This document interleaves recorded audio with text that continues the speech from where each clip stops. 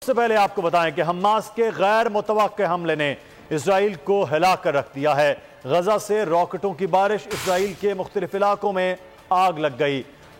22 اسرائیلی ہلاک اور 500 سے زائد زخمی ہو گئے ہیں۔ حماس کے درجنوں کارکن مقبوضہ علاقوں میں گھس گئے۔ فوجیوں سمیت 35 صہیونی کو یرغمال بنا لیا ہے۔ حماس کا 5000 راکٹ داغنے کا دعویٰ۔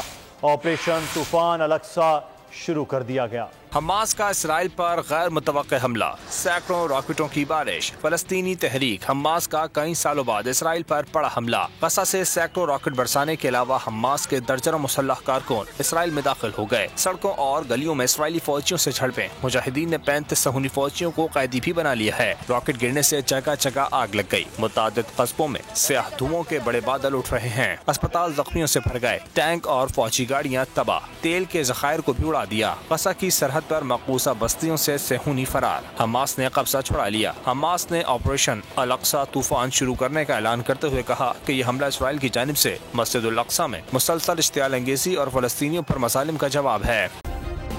سبسکرائب کریں اور بیل دبائیں تاکہ کوئی خبر رہ نہ جائے۔